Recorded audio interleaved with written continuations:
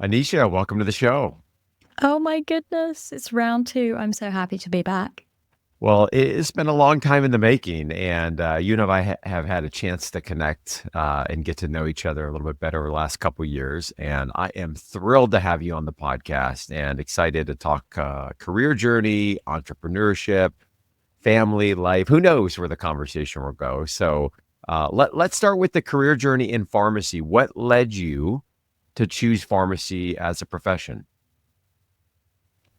My parents owned a pharmacy when I was growing up. They're not pharmacists. My dad's an Mm, accountant, but they both owned a chain of pharmacies, independent pharmacies here in the UK. So they owned it from a business perspective, had two or three pharmacies.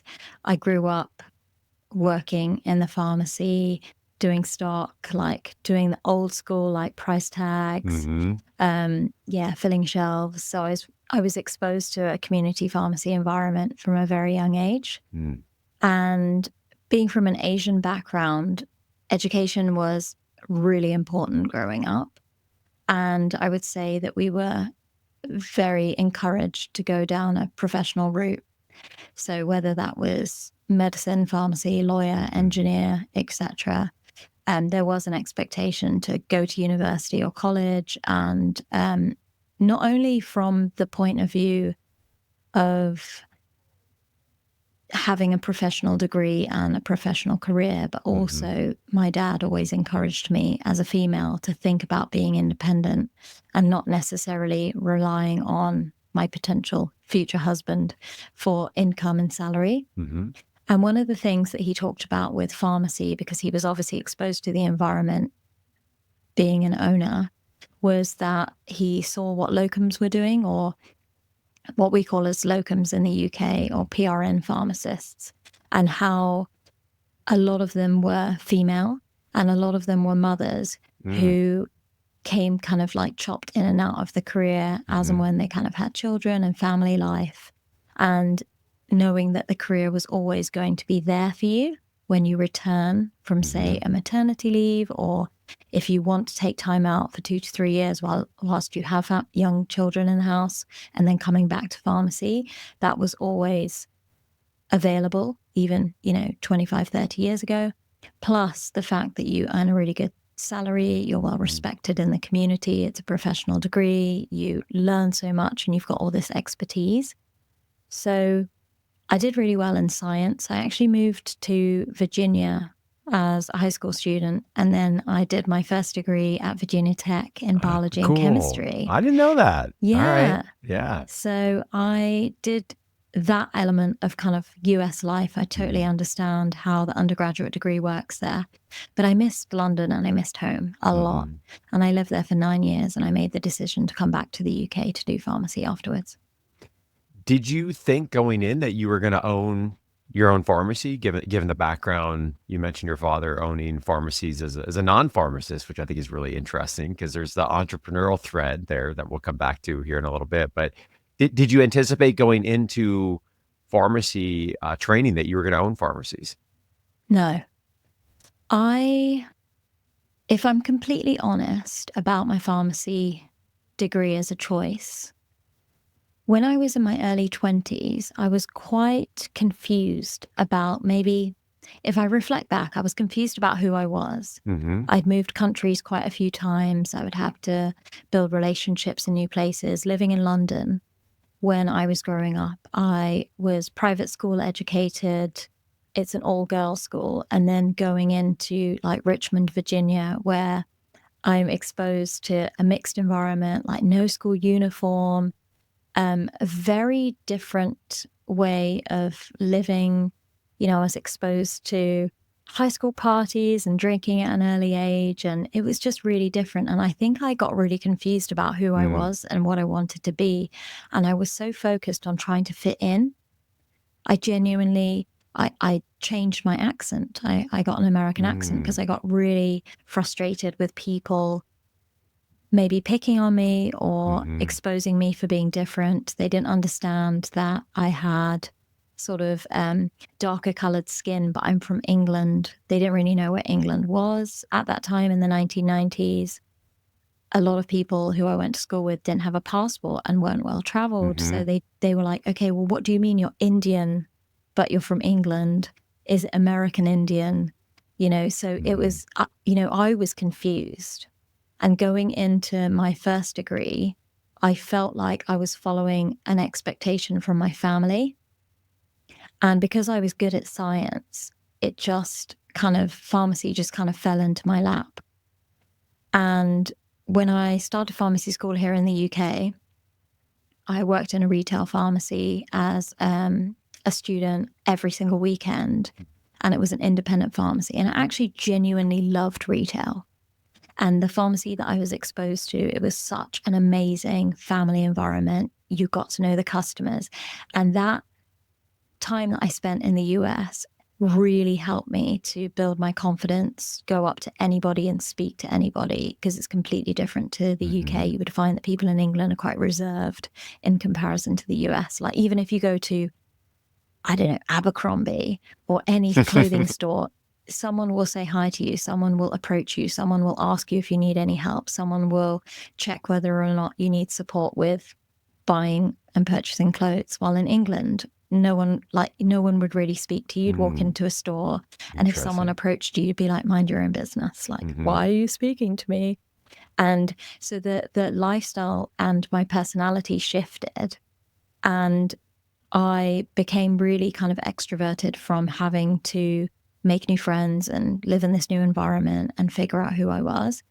So when I worked in retail, it was so nice to be able to get to know the community and know everyone's kind of family members, what medications they were on, how many children they had, when people's birthdays were, and they'd come to the pharmacy to actually purchase like perfumes and different products and things like that. So that exposure that I had to retail pharmacy was also similar to what kind of pharmacy my dad owned.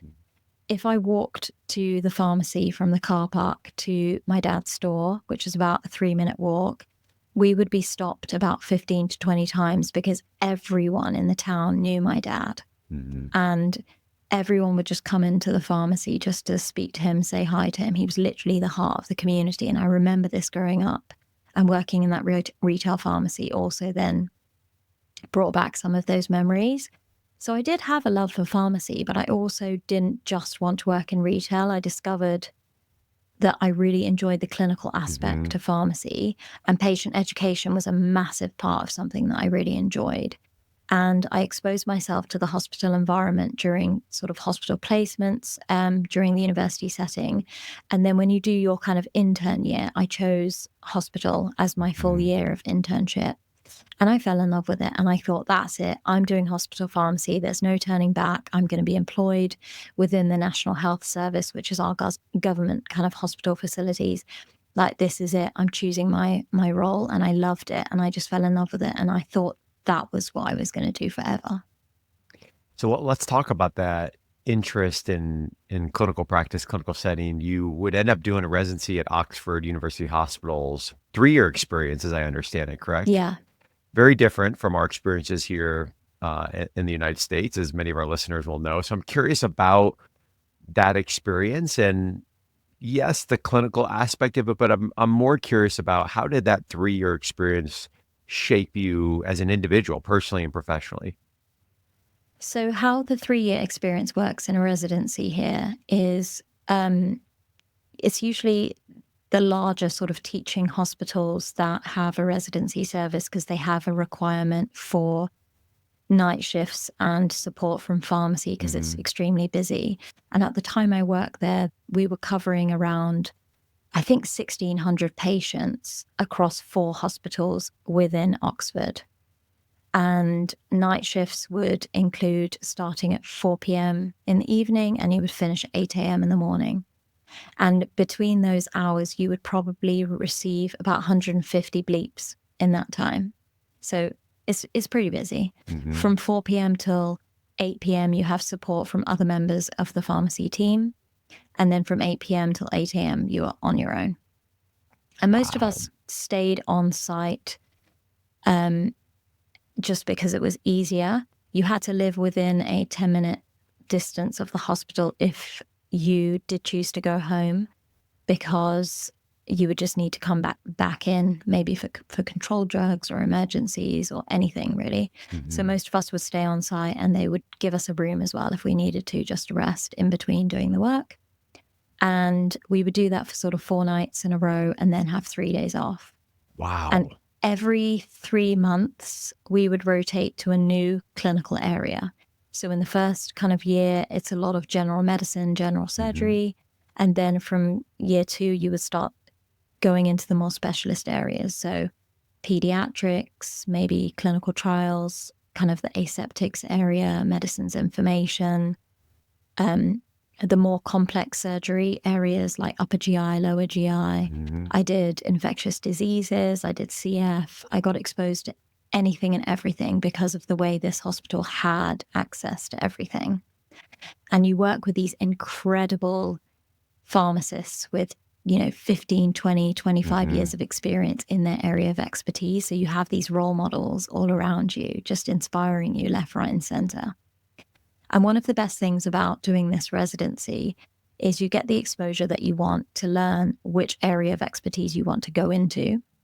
You also get exposed to a ward environment, so the pharmacotherapy team. You get exposed to clinics, and pharmacists can now prescribe in the UK. So you've got these pharmacists who are running clinics like physicians. They're able to physically assess, use a stethoscope, like palpate, percuss, order blood tests, take bloods, and prescribe medications. And you've got all of that side of pharmacy to look forward to. And then you've got the kind of skills that you get within a medicines information department, answering calls and inquiries and doing more of the, really detailed evidence-based research and figuring out how to answer questions. And then also how to deliver that communication, whether it's a doctor, a patient, a nurse, etc. And during that time, I built so much confidence as a pharmacist. I really built my foundation in terms of being a clinical pharmacist. I became really assertive. I could work on my own. I worked under pressure. I built confidence to understand what the role of a pharmacist is. And during that time, I met Sanjay, and he was already living in Dubai. So I was flying back and forth from Dubai after night shifts. I'd finish my night shifts at 8 o'clock in the morning and go on a bus directly to the airport, fly out to Dubai for 4 days, come back on a night shift and come straight to work from the airport. I did some crazy stuff. But, when you're in your 20s and That's right. you're young, you have all this enthusiasm to do crazy and spontaneous, wild stuff. So it was a really exciting adventure for me. And then obviously, unexpectedly, this relationship happened. And I made that decision at the end of my residency to go on this adventure to live in Dubai.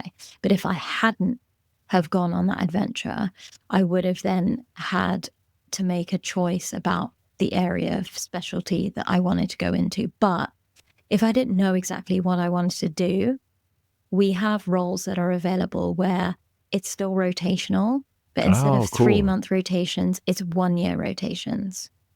So you could stay in the same hospital, you get a slightly better pay, and you would then have 1-year rotations and spend more time in that area, a little bit more responsibility. And then from there, you would obviously start making decisions as to where you truly want to go. I really like that model, Anisha. I think we often, in our training model here, which isn't unique to pharmacy, I think we see it in medicine and other areas as well. We put a lot of pressure early on to define a path. I felt that, your journey resonated with me when you were talking about the decision-making process in a pharmacy. I went to a direct entry PharmD program out of high school, 6 years, started at 18, finished at 24, felt the pressure to go down a certain path in residency. And then that path in residency kind of put me on another path. And it wasn't really until I had some really good mentors that helped me kind of step back and see, oh, there's a path that's open in all these different ways. And in particular for me, it was really de-identifying the identity to any title or role as a pharmacist or who I worked for, and more about the skills that I was acquiring, the interests that I had. And that was a light bulb moment of, oh, like these dots can connect in all different types of ways. And so when I hear about experiences where it affords some of that flexibility for those that aren't yet ready to choose, I really like to hear that because I think that pressure can be significant. And then I'll often talk with pharmacists who, might be in their mid 30s, early 40s. They did 2 years of clinical specialty in a certain area. They don't have an interest in administration or management. They've kind of hit in the top of their opportunities from a clinical role standpoint. And they're like, I've got 20 years left in my career. And I'm usually talking about it from the financial aspect, but I think that's a big consideration for many people to be, thinking about. Let me say, by the way, we are so uncool here in the US. We need to use bleeps when you're I'm guessing you're talking about like a pager system. Am I right? Absolutely. I love that. Bleeps. That's awesome. Bleeps. That's so cool. Though I worked for Cleveland Clinic, obviously, when I moved to Abu Dhabi. Yes. And then I can't remember what they're called, but they sit on your neck and sound comes out from them like a little speaker system, which I found very strange. But I also really liked working for a US system. I really enjoyed, it was a massive change. I mean, one example of the differences is if a patient comes in to hospital from home and, they come through an ambulance through A&E, the paramedics will pick up all their medicines and try their best to actually find them in that person's house and bring those medications with them. And part of the pharmacist's role when you have a new admission on any ward is that you do your drug history, your medication history. And part of that is actually looking at that patient's own medication. So it's patient's own drugs, which we call pods. And you look through that patient's medications. You're speaking to the patient about what they take, how often they take it, and you compare it to obviously what they've brought into hospital. If things are labeled incorrectly and they're taking it differently, we obviously send them down to pharmacy to relabel them. But during that process, we then obviously assess what the patient's currently on their drug chart and what the doctors have actually prescribed. And we do the medicines reconciliation to check if there are any changes, things that are stopped, doses maybe that have increased or decreased, or maybe things that have been just forgotten because the doctors don't do a thorough history like we do, and getting all those problems, reconciled. Standard pharmacist role.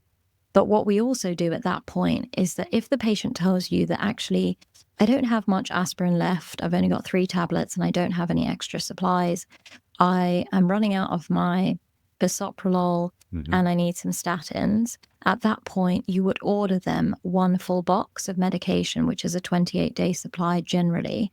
They would use that during their admission.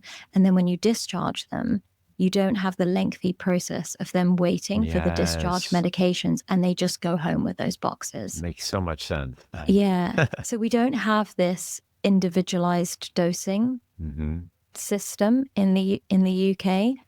It is trying to prep them for discharge. And you usually have pharmacy technicians on the ward that you work on.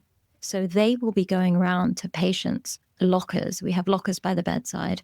They will go around to the patient lockers every day and assess how much supply do they have, how do I replenish it during their admission, so that when you are discharging them, you're literally maybe at a computer and you're only really needing to, screen it clinically, and you've got the medications right in front of you, so you know how much supply that you actually have on the ward. So pharmacy actually have no involvement in patient pharmacy at that point.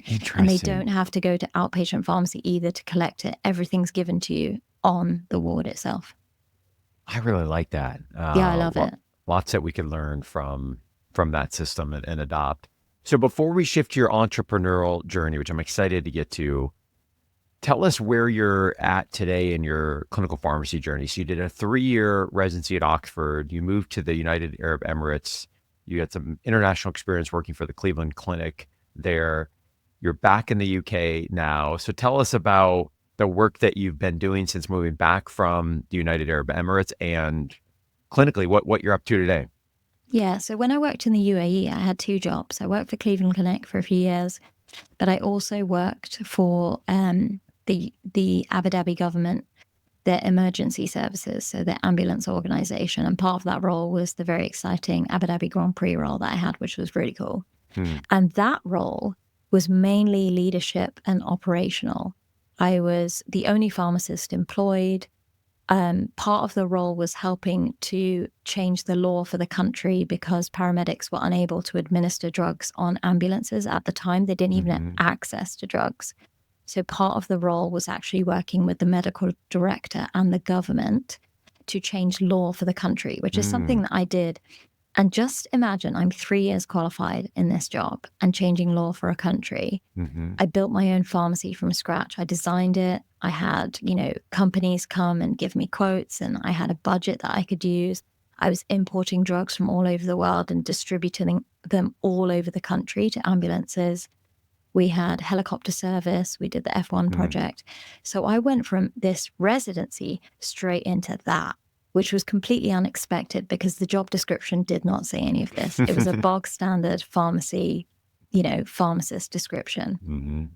And the first month I had the Formula One contract and had to just crack on with making that a reality, setting up a clinic, setting up a pharmacy, making sure everything's legal, educating paramedics from all over the globe as to how we use medicines, how we prescribe, what we do with controlled drugs, because the laws are completely different to the US and the UK. And then I went to Cleveland Clinic because I really missed patient care. So that whole job that I had with emergency services was so operational and, really good leadership position that I missed patients, and I went to Cleveland Clinic to get my exposure back. And when I moved back to the UK, I wanted to continue on that journey, and I actually reached out to my old employer in Oxford, and I just said, hey, I'm moving back. I really don't know what I'm going to be doing. I'm going to be living close by. Do you have any opportunities for me to work part-time? I've got a child now. I'm dealing with, daycare. I don't know what hours I'm going to be working. And my old manager was like, yep, I have the funds. Come and work wherever you want, whatever ward that you want to work on, whatever hours that you want. We'd absolutely love to have you. So I worked 3 days a week at the hospital. And in the meantime, I was looking for other opportunities. And there was this really cool opportunity to cover a maternity leave, which is now a maternity leave of a really good friend of mine who we've really developed an amazing relationship with. And she was covering the kind of educational services for interns who qualify from pharmacy school, and they do that 1-year internship year before they actually become qualified pharmacists. And so the educational program. And when I worked in Abu Dhabi in my leadership role, I did a lot of education and training to paramedics to get them onboarded. We were hiring paramedics from all over the world. All of them were used to different laws, different drugs, different rules. And I just created this really cool educational onboarding program for pharmacy. And I used the skills from that role and sold those skills in the interview and landed myself a really cool educational position. So I was part-time working in hospital again, getting used to my kind of clinical role and the NHS, part-time working in education. 2 completely different hospitals. So I was kind of hustling, but I wanted to get used to life back in the UK and just figure out where I was going. And I was winging it at that point, and I did that for a year. And at the end of that year, during my exposure in that hospital, I got to cover the neonatal ward and do a little bit of pediatrics just to help out. And part of the beauty of working in the UK is that if you have pharmacist general skills and you've got the confidence to go onto a pediatric ward, and when you've rotated to different specialist areas, you've got that kind of clinical knowledge. If someone needs help and you're offering it, generally, if they obviously trust what you're doing, they'll allow you to go and work on that ward. And I just offered to help out. You don't have to have like a PGY1 residency in pediatrics to go and work on that ward. And that's one of the beauties, like the experience of working in the UK and just having exposure to lots of different areas. Like, you are allowed to actually move to different specialist areas with ease, unlike the US, which is a little bit more difficult and a little bit more constrained, I would say. So I did some neonatal cover and I fell in love with him. Like I was a mother, working with these tiny humans, like doing all the pharmacokinetics and the calculations. And the main thing was that the relationship with the physicians who worked with me, in pediatrics was so different to working in adults. The respect and the value that with the relationship between pediatric pharmacists and doctors was so connected that I fell in love with that area of expertise. And right then, a job came up, another maternity leave cover, a 1-year contract to go and work in central London at a specialist pediatric hospital. So covering pediatrics in general for 3 days a week, and then teaching in a pharmacy school 2 days a week. So my education hat and experience and my pediatric experience, it was that interview, I smashed it because I used all of my transferable skills from all of my previous opportunities. And I said to them, if you're interviewing lots of other pediatric pharmacists who've got 5-10 years of experience, amazing, but this is what I can bring to your team. And I can learn. With pharmacy, you can learn anything. If you put your mind to it, if you give it the time, if you give it the love and you've got enthusiasm, you can learn. And I said, you can't just put me into, renal transplant and just expect me to crack on with it. But if you treat me like a rotational member of staff and we have a program in place where I spend a few months on each ward area in this 12-month environment, but I focus a lot on the education side of building a program here at the Evelina Hospital, plus doing my 2 days at the university, like, you'll see a different side of a pharmacist. And they just love that, and they love the enthusiasm, and they gave me the job. And obviously there's been no turning back. They built a job for me, and I stayed on as a permanent member of staff. And obviously my journey with pediatrics has continued ever since. I'm not surprised that they built a position for you, given what I'm hearing of your mindset, your curiosity, your desire to learn, the outlook you have on transferable skills. I think it's something that we desperately need from more pharmacists in our profession. I gave a quick example kind of from my own journey of really detaching from that identity of a role or a specific employer or position.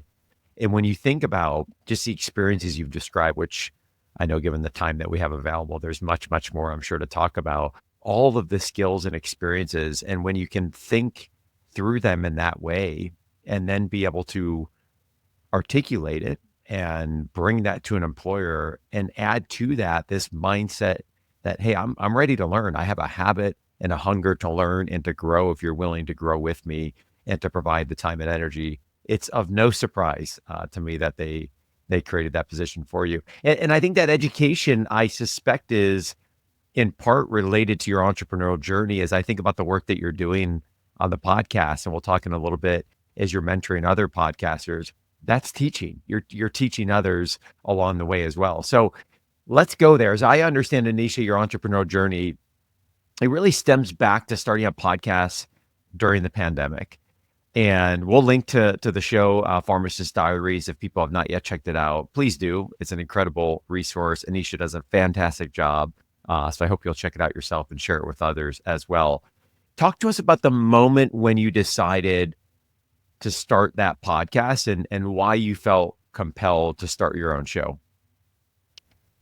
So we were in the height of the pandemic. I was working a lot of shifts at the hospital, but obviously I was still teaching students remotely.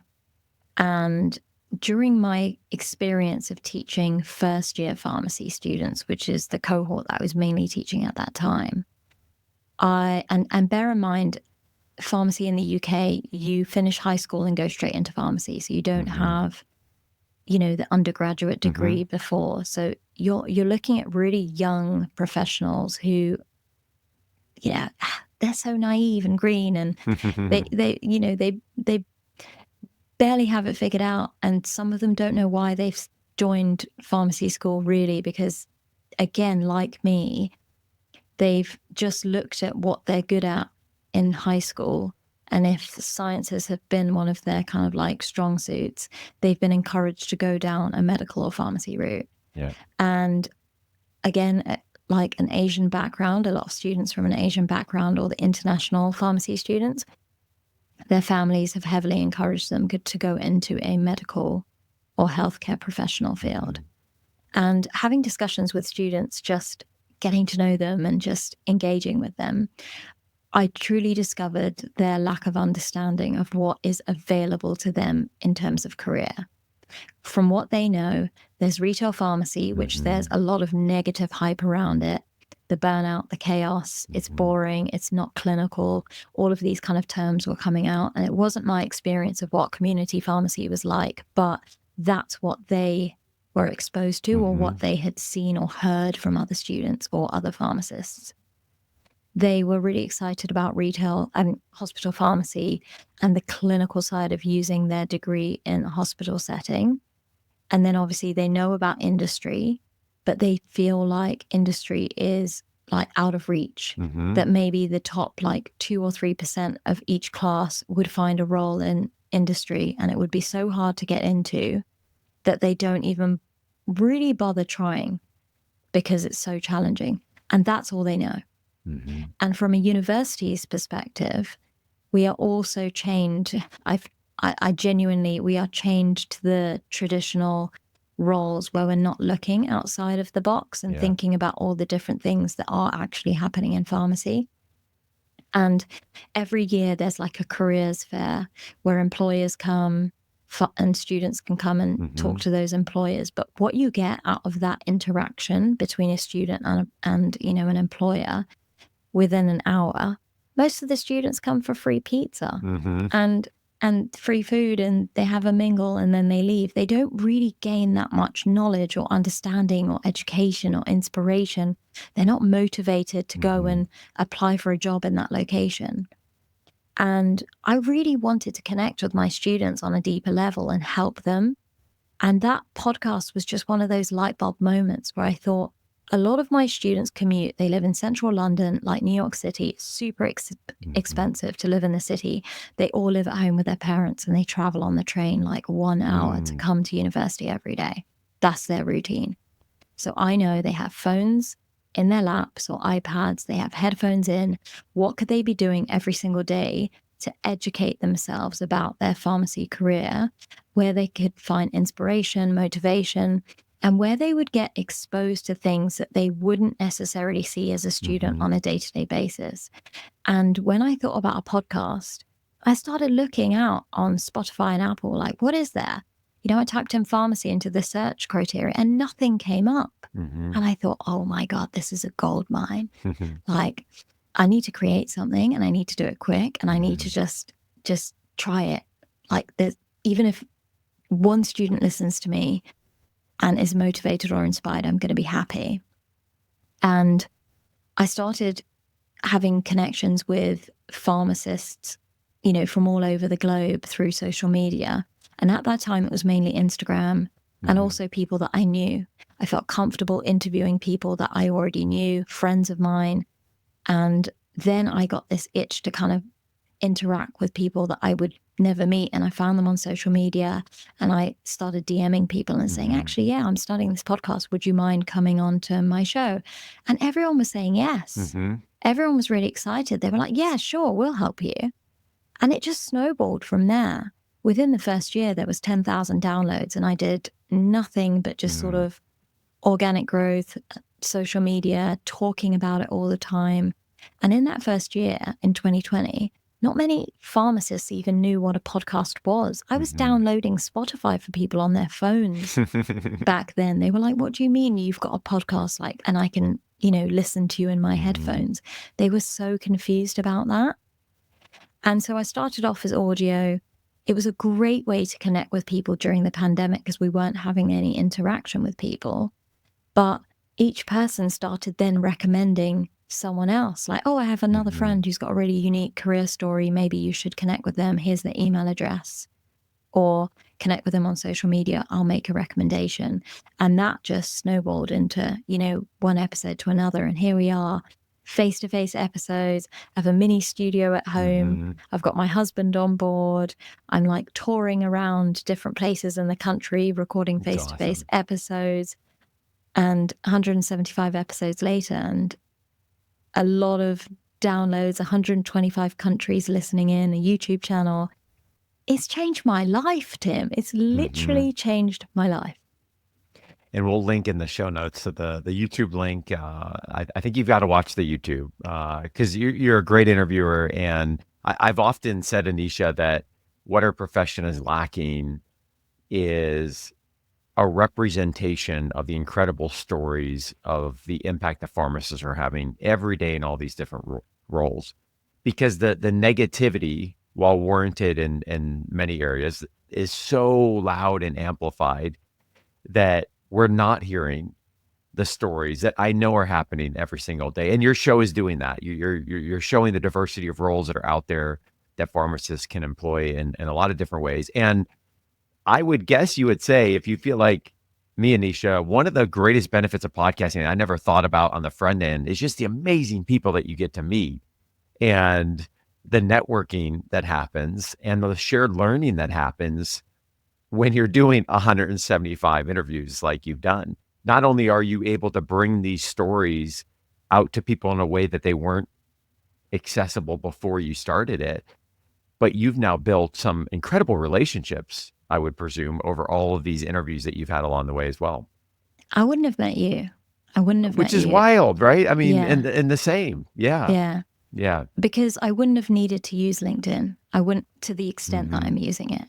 I wouldn't have come across the YFP podcast. And during my search for Pharmacist Diaries, potentially a little bit before that, I did find you. I was actually, no, I did find you before, because when I was pregnant, I started listening to your podcast episodes. You were the first pharmacy podcast I ever listened to. And this is like 7-8 years ago now.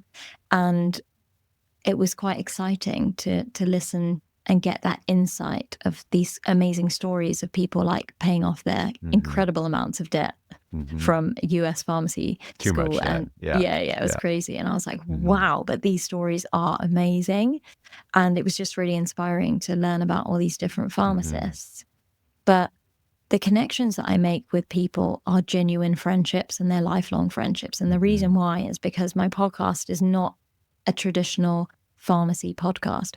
I'm not interviewing people like a Q&A session, which you will find in a lot of sort of podcasts that are within the pharmacy space.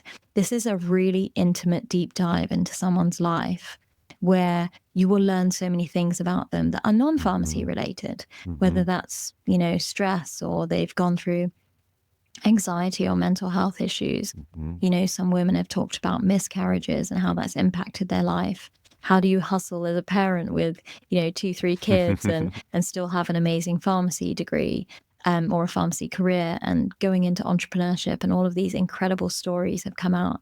And the friendships have been amazing. And I'm meeting people, especially in the UK, on a regular basis just to connect for coffee. And none of those interactions would happen without the podcast. But another beauty from being a podcaster is that the opportunities that have come from that unexpectedly have changed my life.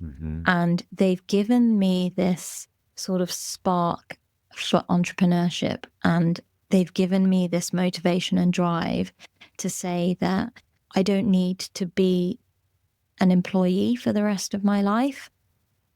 I've got control over this podcast, how many episodes I do, who I talk to, the way I speak to them, the content that it gets delivered, the questions that I ask. I'm not being controlled.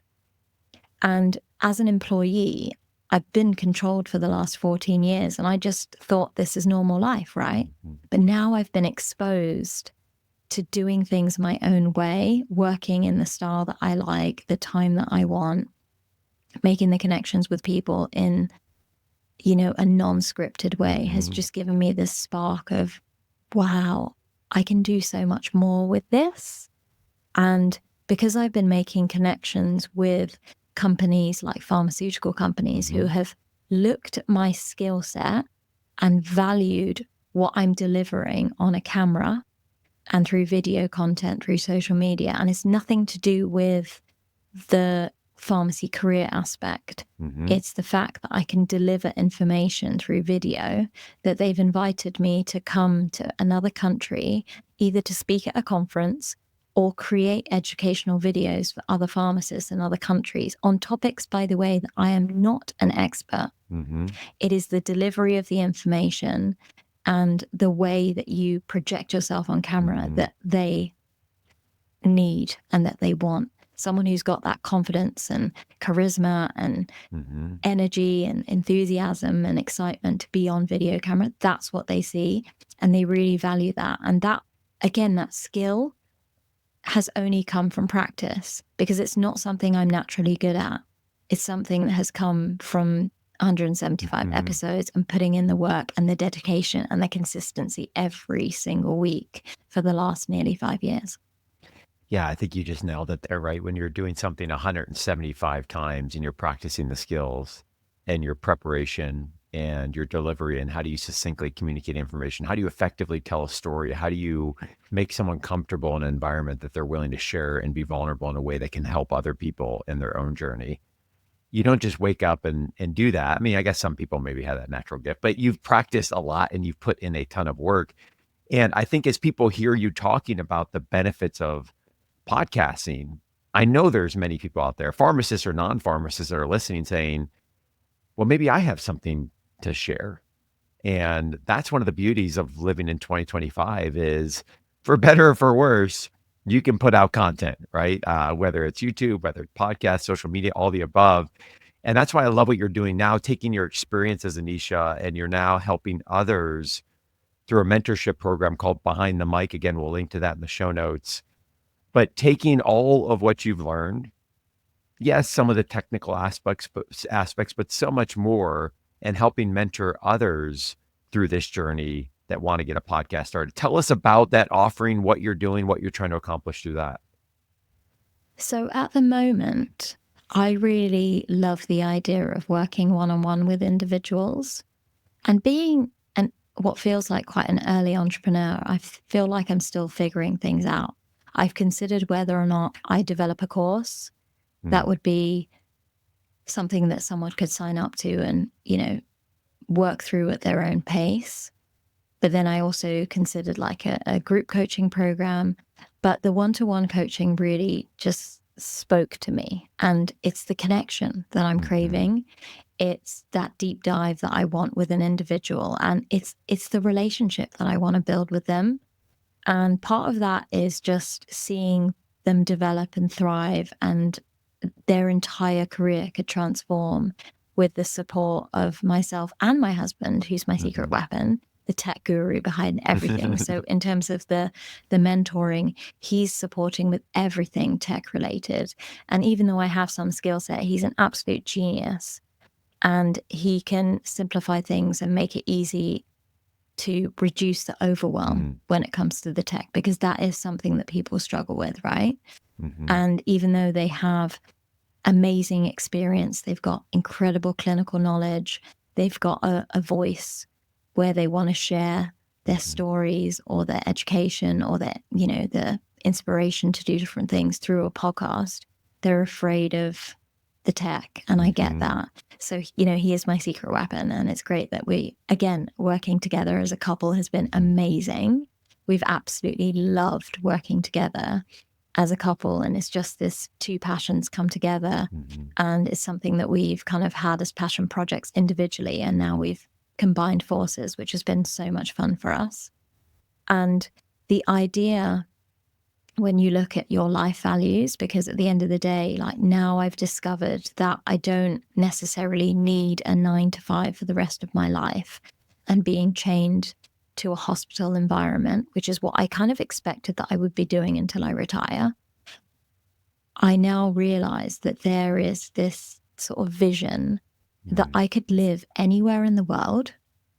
I could have a digital business where I could educate, mentor, and support pharmacists or healthcare professionals to start a podcast and become a thought leader on a global scale, not just to their patients in their clinic who could use, advice on, say, HIV medications and all the side effects and all the things that you could teach them that you don't have time to do within your clinic, but you could reach people all over the world with that topic as an example, and being a thought leader on social media, such as LinkedIn, that, your life could be transformed. And then partnerships with brands could come with that. You could start speaking for pharmaceutical companies, and you could create this quite incredible side hustle alongside your very clinical job, which is exactly what's happened to me. But for me, it's the idea that I can transition to full-time entrepreneurship. I can spend more time with my children. I can choose my hours. I have the power to then, what I do right now is batch record lots of episodes. So, I try to record 10 episodes or 12 episodes at a time across 2 to 3 days. And then I've got enough content for like 3 months.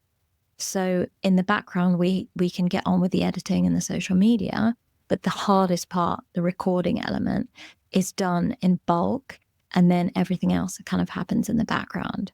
And once, I'm earning enough money, I can obviously outsource the editing to somebody else and reduce the burden. So I just need to focus on hosting the podcast, and I can obviously outsource some other elements. Or if I want to get a virtual assistant, I know I can get help with some of the scheduling and the, connections made with individuals who I might want to invite onto the podcast. And all of that can be done digitally. And that for me is something that really excites me, because I want to be able to adventure with my children and with my family. I want to be able to explore the world with them. And I don't want to be tied down to one location. It's something that has been ingrained into me since childhood. My dad's from Kenya. My mum's from Uganda. And I spent the first 4 years of my life in Kenya. And then from the age of 6 onwards, every summer holiday, my dad would send me and my brother on a plane to Mombasa in Kenya on our own. And that was the days when, flight attendants would basically look after you. They'd upgrade you to first class and look after you. And my grandparents would be at the end kind of waiting for us. And they would even be able to walk up to the plane to pick us up. And all summer, I would be like Mowgli from Jungle Book. I would just be exploring in Masai Mara, going on safaris, like going, adventuring on the beach. And when I think of that childhood and what it gave me, I'm absolutely craving being able to give that back to my children. And every time I go on holiday with my kids, it's like I want to be able to spend more time doing that. And that's why I have this really sort of like big mission now to work towards that goal. And the podcast has given me the drive to do it. And I never knew it was possible. And yeah, I'm making it a reality. What you're sharing, Anisha, reminds me, I suspect many of our listeners have read Simon Sinek's Start With Why. And one of the concepts he talks about in that book, great book, but it's one of those books I constantly go back to and reference, is if you think about 3 circles overlapping, at the center of the 3 circles is the why, and then you move out to the how, and then you move out to the what. And we often spend so much of our time in the periphery of the what, of the everything, the things we do every day, right? We go to work, we spend time, we do family activity, we do these things with little regard for what's the why at the core of of the activities that we're doing. And is that why, is it strong? Is it clear? And is it the guiding star? Is it the path for why we're doing these things? If not, what we'll feel is some of that misalignment, whether we can articulate it or not. Something just won't feel right, that we're kind of running down this path, but we're not sure why are we on this path and where are we going? And what I just heard, and why I know you're going to be very successful in the future, is there's a strong why and there's a strong core and a motivation for you individually, for you professionally, but for your family as a whole. And I think I was sharing with you last week when we met that we tend to try to separate out these personal and professional goals. And I'm a big believer that when the intersection of those come together and we can build our professional lives in a way that supports our personal lives, and we're not trying to live in these 2 different worlds, things really start to become a lot easier, because we're not in this multi-identity state of mind. And when you talk about the vision that you have for building this business and being a traveling entrepreneur, and what that means for your family and why that's of value to your family, and then how can the business support doing that, that is going to be a really strong North Star as you're going forward. The other things I've heard throughout this interview, you have an obvious curiosity and desire to grow and learn. That's going to carry you leaps and bounds. a strong desire to help others. And the other piece that I want to highlight for our listeners is there's a mindset piece here that is so important, because many pharmacists, and I'm speaking to my former self in part, many pharmacists live in this mindset where they put a ceiling on themselves and what is possible. And I think this comes in part from our training. When you're 18, 19, 20, 21, 22 years old, and you're obtaining a doctorate degree or an advanced professional degree, and you're told you're going to make a great income, we start to build these ceilings in our minds that growing outside of that is hard to see. And when you talk about the future of what you're building and what that might mean in terms of time flexibility and financial flexibility, when you begin to lift off those ceilings, a whole new world is out there. And the visual that comes to mind is like the ceiling's been lifted, the curiosity is there, and you're now kind of crawling around like finding, whoa, where can this go? Like, where can this go? Where can that go? And what does this look like going forward? It's a beautiful image, and I'm excited for where things go in the future. Yeah, me too. I'm so excited. And I'm in this incredible transition phase. And just to highlight to your listeners, I'm still working as a clinical pharmacist 4 days a week. And I've dedicated 1 day a week, which, by the way, isn't a full day. It's 9 a.m. to 3 p.m., which are school hours. So 6 hours per week on the podcast. And then I'm still hustling evenings and weekends, doing stuff for the podcast and the business. And the 4 days that I work as a clinical pharmacist, I'm still doing pediatrics. I'm still doing some education. But the hospital have been so kind to give me super flexible hours. I'm working at my local hospital instead of in central London. So it's a 20-minute drive, or I can cycle if I really want to. And again, like, my quality of life has changed. Instead of the 3-hour commute into London, or 3 hours in total of travel time is what I did for 5 years with one child, then a pregnancy. Then, I did a master's degree. I then went back to work when my son was 4 months old, completely sleep deprived, and, really trying to hustle, doing the podcast, plus being a great pharmacist, plus being a great educator. And the mindset shift that I needed to quit that job was huge. I mean, I did an episode on it saying I quit my job, and it's an amazing emotional episode where I really dive into exactly how I feel. And part of that, like you said, is we're just trained to believe certain things as pharmacists. And my mindset has been so closed, and I found it hard to let go of that clinical job because I genuinely feel less of a pharmacist if I'm not in the hospital, which is crazy. And it's something that I'm really, truly having to work on now. But the shift from permanent to kind of a PRN job has been a massive change for me.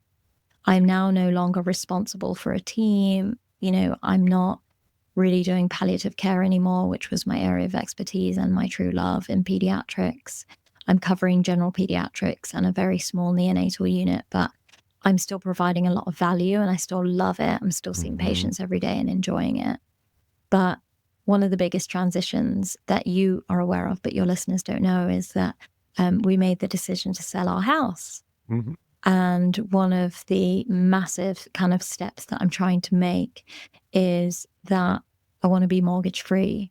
And we've realized that we have a beautiful home and we absolutely love it. But in this massive transition phase of, having a pregnancy, a second child, we renewed our mortgage, and the interest rates were originally sort of 1%.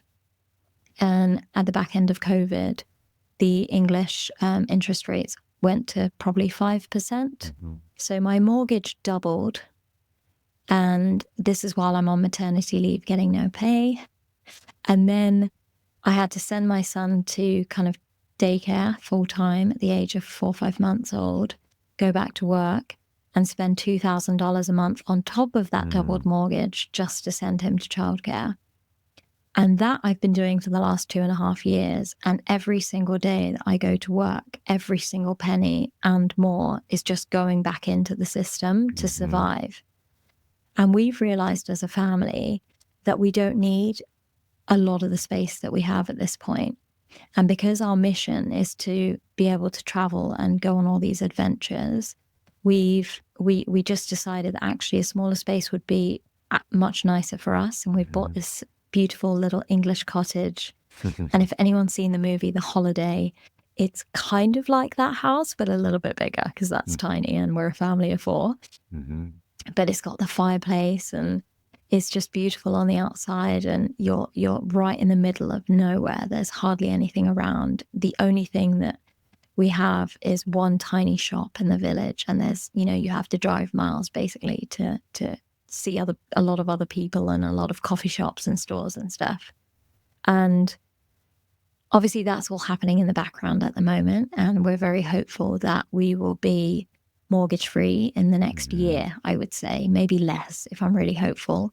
I've got a plan to speak to a financial advisor in the next couple of months so we can really dive deep into what our finances are going to look like. And then I know that I can cut down my hours at the hospital and really go all in for Pharmacist Diaries, because right now I'm trapped. I've been hustling for 5 years, working full time, plus doing the podcast evenings and weekends and during my kids' nap times.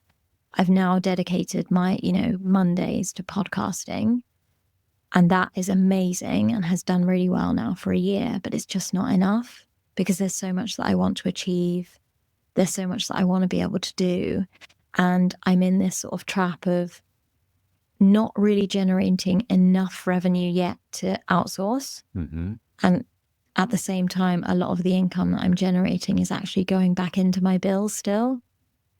And until I have that opportunity to reduce that mortgage, reduce the kind of childcare fees, and luckily at the age of 3, the government do give you support, so you get 30 hours of free childcare. So that's coming in September, and I cannot wait, because that's really going to shift things for us. So 2025 is going to be, so many beautiful things are going to unfold for me that I'm really excited about. But at the same time, I'm building this like mentoring and coaching business. And obviously I have a goal to work with a few clients. And again, that in itself is going to make a massive shift, to my joy factor, but also it's allowing me to then cut back on my traditional job. I know our US listeners are saying, what the heck? I wish we got support at 3 years old. But no, the childcare costs are really, it's one of the things I shared with you before in the work that we do here at YFP, housing costs, childcare costs, student loans, and transportation. You put those things together, and one of the things I hear on repeat, Anisha, is I make a great income, but I feel stuck, your words, or I feel like I'm not progressing financially.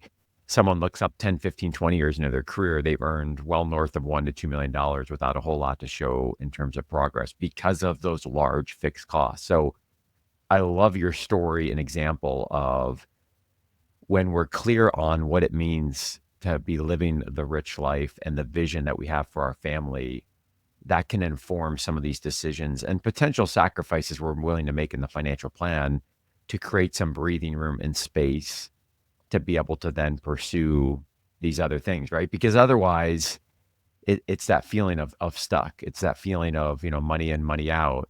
And I'm so excited to see where things go for you in 2025 and beyond, because I think with that breathing room, with the additional creative capacity, with the time that will be spent there, I think just there's going to be some incredible momentum and progress that's ahead. So that's going to be fun to watch. And the example with the home is just such a good one of why the financial plan, yes, it's about the numbers, but it's about what is the vision that we have for living this rich life. We often say today and thinking about tomorrow as well. Let me wrap up with this question. It's kind of a big one, but I'm curious. I do an exercise every morning where I write, it's about 10 years into the future. So the date in particular, if anyone's curious, it's February 15, 2034. And on February 15, 2034, I'm going to turn 50. So I write out this 10-year vision of, what's going to be happening in 10 years. And so my challenge for you, and I'd love to hear selfishly, Anisha, as you think out 10 years, what does this look like for you in terms of your family? You've got at that point, some teenagers, I think, right? Yeah, scary. Your family, the business, where you're traveling, what you're doing. Paint that picture for us 10 years down the road. One thing that I would say about Pharmacist Diaries that I've discovered in this journey is that it's pure passion. And I don't want that to go away, because I've realized when you fall in love with something, it never feels like work. Like, here I am, it's 9 p.m. Like, I should be going to bed right now, but here I am speaking to you because I'm so passionate. I'm so passionate about what I'm doing, being able to share my story. Genuinely, have a conversation with you is fun for me. So it's about making that connection with you as well, and being, part of your journey as well. And what I see for the future is that, like, that financial freedom element is a massive part of my life. I don't want to have like a mortgage to be paying or kind of rent to be worrying about. I want to be, financially free and comfortable. And I'm not talking about making millions here. Like, I really do not care about making millions. I'm talking about just being comfortable and just not worrying. Because right now, one of the things is that every month I am kind of worrying about like paying my bills and having extortionate outgoings. It stresses me out. And I want to remove that from my life. But what I visualize is a couple of things. I've always wanted to go back to Kenya because it's where I've spent a lot of my time. And I really would love to like manage an amazing camp in Masai Mara, as an example, where I'm actually running my own sort of holiday camp or hotel or lodge where people come and go on safaris and have this incredible journey. But not only is it just managing that, it's having people come and enjoy the safari element, but also the well-being element. So looking at kind of doing yoga retreats and kind of the mindfulness and the meditation and just enjoying being part of that and just being immersed in nature with nothing else. Like, I would love a life without internet, and just being immersed with pure nature, animals, and my children. Ideally, I would really like to adopt a child in the future, and having the finances would be really valuable to be able to do that. Because again, like, I'm thinking about if I'm growing my family, I did really struggle from 1 child to 2 financially. I found that really hard, and I wasn't quite as prepared as I should have been. And I'm learning how to figure that out. But if I want to have a 3rd child, which I do, and if Sanjay listens to this, he'll be probably surprised to hear it. But I would love to adopt a child. And it's not that I can't have my own, it's just that I really want to be able to adopt a child who doesn't necessarily have a family and, have them as part of mine. It's been a dream of mine for actually a really, really long time. And I would like that to become a reality. And I would really like to be spending more time with obviously my children and my family. But from a pharmacy point of view, what I visualize is that this podcast is still going to exist. And I will be traveling around the world, adventuring with my family, but also recording face-to-face episodes with pharmacists from all over the world. I love it. Yeah, like that. And making money from that, obviously, whether it's sponsorships, whether it's affiliates. And again, like, you can hear that it's all digital.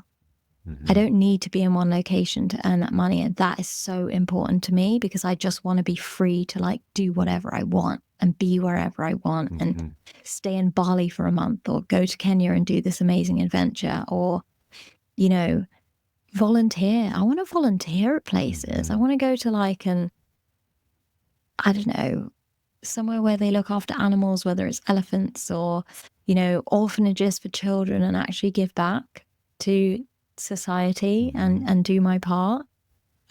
Because at the moment, I just feel like all I'm doing is working to live. And I want that to flip. I need that to flip. And I'm on this mission to make it happen. The vision is strong, and the energy behind the vision is contagious. And I mean that wholeheartedly. This is why, Anisha, we do, when we walk our clients through the financial plan, the very first thing we do, we call it get organized. You have to have all of your documents, information. We got to know what the balance sheet is. What are we working with? As painful as that can be sometimes. Step 2, before we do anything else, we call script your plan. And what we say is we need to cast a vision. We need to light a torch that is going to get you excited every single day. And then we develop the financial plan. But the torch It's the guide, it's the vision for the financial plan. And I want people that are listening, go back to listen to the last 3 to 5 minutes of what Anisha said, because that's the kind of vision that you have to cast. One that is going to be energizing, it's contagious to your family and to others around you. And then when you're making decisions about a home purchase or paying down debt or any of these, what can be sometimes monotonous and grinding decisions financially, there's a vision that's behind all of that. And that vision has to be compelling. And I love how compelling the vision is that you created. Anisha, as we wrap up here, where's the best place for our listeners to go to be able to follow your journey and learn more about the work that you're doing? So I spend most of my time on LinkedIn. I absolutely love that platform. So feel free to connect with me and DM me if you're really interested in saying hello. I'd absolutely love to hear from you. Of course, I spend time on YouTube, and I would love for you to subscribe to the YouTube channel and comment on any videos. And if you'd like to email me, feel free. It's info@pharmacistdiaries.com. Great. We'll link to all that in the show notes, the Pharmacist Diary show, your email address, your LinkedIn profile, the mentoring program for the podcasting. So again, thank you so much for your time. This really has been a treat for me. I appreciate it. You're welcome. Thank you.